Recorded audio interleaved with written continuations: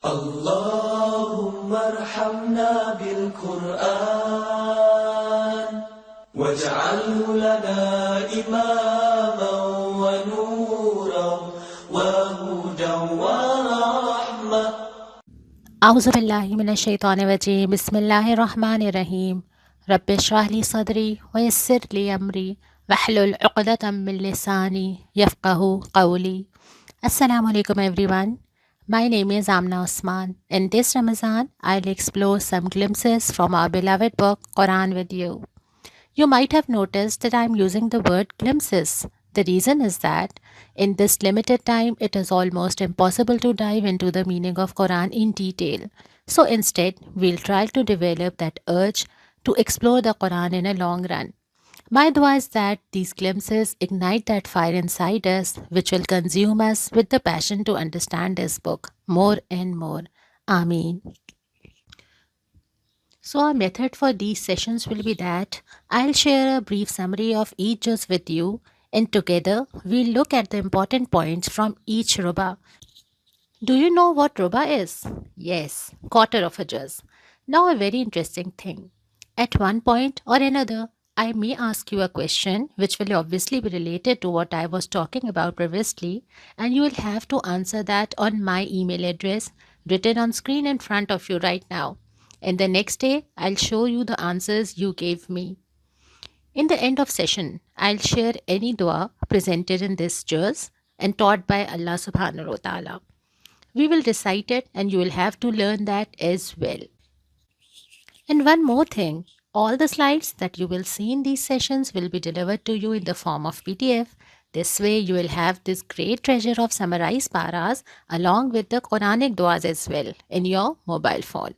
So let's begin today with para number 1. This para or juz starts with Surah Fatiha, a Makki surah, no doubt the essence of the whole Quran. Allah Ta'ala mentions this surah with different names throughout the Quran. This surah essentially contains all the topics discussed in Quran, hence called as a surah that extracts the whole Quran in itself.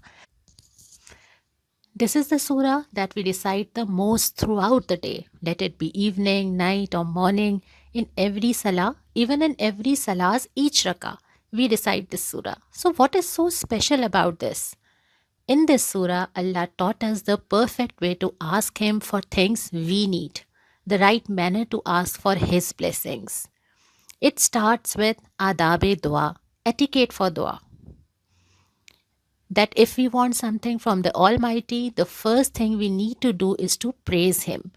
So the first verse, Alhamdulillahi Rabbil Alameen. He is the rightful owner to all the authority.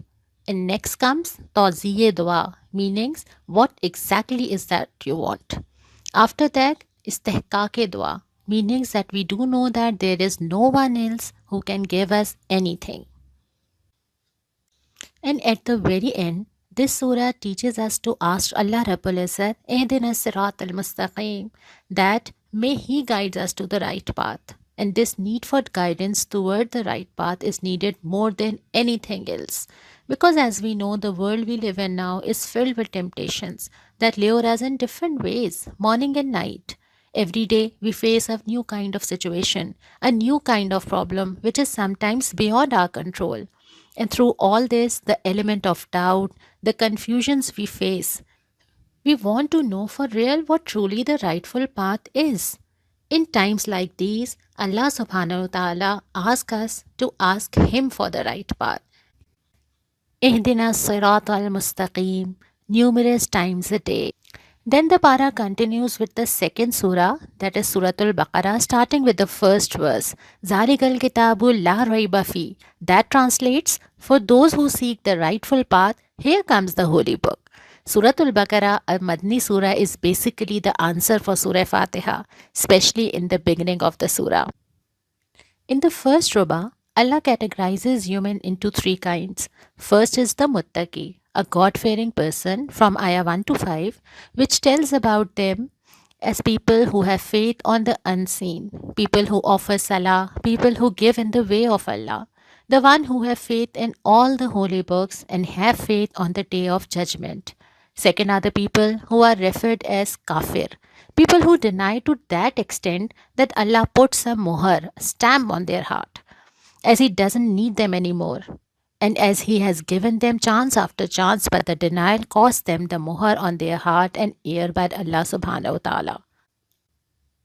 Third are the people who are munafiq, people who show duality in nature, plot behind people's back to cause them harm. Their nature includes them having the urge to be pious when needed to show that they are on deen, and as soon as they are alone, they go back to their worldly deeds. They are further defined by two examples given in Quran. The first, when they see the light, they walk, and soon it is dark, they stop. That when the things seem easy, they are righteous, and as soon as things get harder, they have a change of heart. Another example that is used here telling that no matter how much light is in front of them, referring to the prophecy, they refrain themselves from acknowledging. They don't seem to find that light benefiting them, making them see the right path. All three categories are addressed and ordered to obey Allah subhanahu wa ta'ala who created them. After that, Allah subhanahu wa ta'ala asked them a few questions. Like, if you have a doubt about the Quran, then go ahead and make a single surah like this. Further, He says, there are countless announcements and declarations for the people. The people who believes and Allah hasn't kept a seed of doubt or sadness for them. Allah in many occasions gives examples of Quran and He doesn't feel ashamed to include even a tiny creature like a mosquito as well. All three kinds of people that Allah discussed have their own kind of reaction towards this in accordance to their belief and capability. So the circumstances that we faced with nowadays, all this COVID thing, no matter the intensity of the disease, we all react differently. Some of us choose to trust in the Almighty, turn to Him for His blessings. Many others chose to deny His very existence. So similarly, the ayahs from Qurans affect us in different manners. So now that we all have decided to read the Quran, we all should pray to Allah that may He makes this Quran stay in our hearts. Ameen. After listing the attributes of immoral persons, here it is mentioned that the greatest cause of corruption on earth is immorality.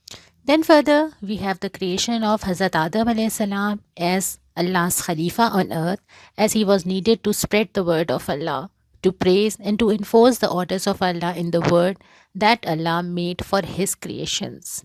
In the second Ruba, Allah talks to the people of Bani Israel. Apparently, it looks like Allah is talking to the nation, but if we look at the tafsir, we'll find that Allah is deposing a nation while appointing the second one.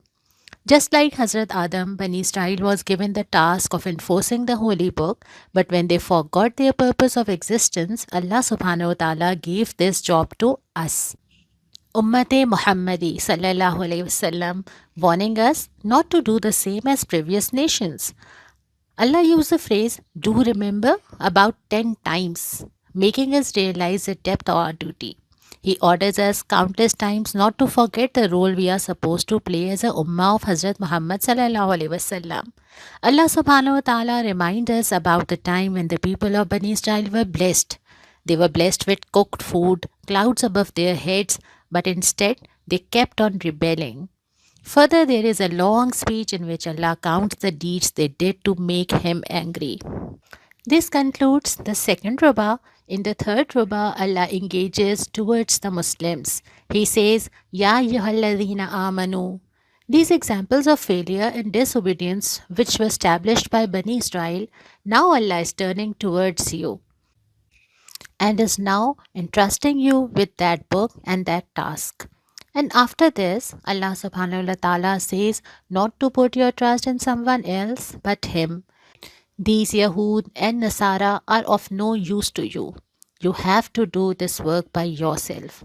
Further, Allah says, you will not get the Jannah just by hoping or having a desire to get it, unless your deeds are reflecting this wish to get Jannah. We all can dream about Jannah as much as we want, but unless we truly work for it, we are not getting that big reward. And this is decided by Allah subhanahu wa ta'ala Himself. So what we need to do is, it is mentioned in Ayah 84. which are about 5 to 6 things which were also given to Bani Israel, but they all chose not to. So, further in this Ruba, Allah tells us about the indictments done by Bani Israel. These are staying silent on injustice and oppression, being racist, saying that if the prophet is not from our race, we won't follow him, killing their own brothers, desire for this world and worldly things, changing the words of Allah's book in accordance with their convenience, or only choosing words they want to follow, selling the hereafter for this world by focusing on small worldly benefits. Along with this, getting involved in forbidden things like magic and trying to find shortcuts. Also, going against the words of the Holy Prophet. They may have loved him but chose not to follow his words, the actions he preached his whole life, following their own soul desire. Things like that, what they want to do, what they like to do, what they find interesting, and where they want to spend their time. The last ruba is the fourth ruba, in which Allah summarizes the entire teachings of the para. He says that whatever you will give is what you will get in the end. If you send goodness towards Allah, you shall get goodness as reward. If you want a reward from Allah, you should completely surrender yourself in obedience to Allah and also have an attitude of kindness. People with these two attributes are blessed with the ability to benefit the whole nation, as their desire is not to please the world, but Allah. Further, he says that Yahud and Nasara will never be on your side. If you waste your time on making people see the good, you will only get astray from your path. In the end, Allah tells us about the ideal, that what actually our ideal is. It's Hazrat Ibrahim alayhi salam. His whole life from birth till death, his family, his sacrifice for Allah. This is how we can befriend Allah subhanahu wa ta'ala. This is how and who to follow in life to be closer to Allah subhanahu wa ta'ala. The end of this para is Sibghat Allah, وَمَنْ أَحْسَنُ مِنَ اللَّهِ sibgha. Get yourself colored with the teachings and orders of Allah subhanahu wa ta'ala, as this is what is needed to be successful in these both worlds. The Juzz ends with a clear statement that whatever their behavior was, it was for them, and your behavior is for you. Juzz number 1 ends here. Now the question for today is, what were the covenants taken from Bani Israel which are important for us to follow too? The slide in front of you is empty. I would like to fill it up with your answers. The dua for the day is from the para, ayat number 32. Subhanaka la ilma lana illa ma 'allamtana innaka antal alimul hakim. They said, Glory be to you. We have no knowledge except that which you have taught us. Verily, it is you, the all-knowing, the all-wise. We all need to recite this dua on daily basis. We'll start just number 2 tomorrow. Till then, I'll be waiting for your feedback and suggestions on my email ID. Assalamu alaikum wa rahmatullahi wa barakatuhu.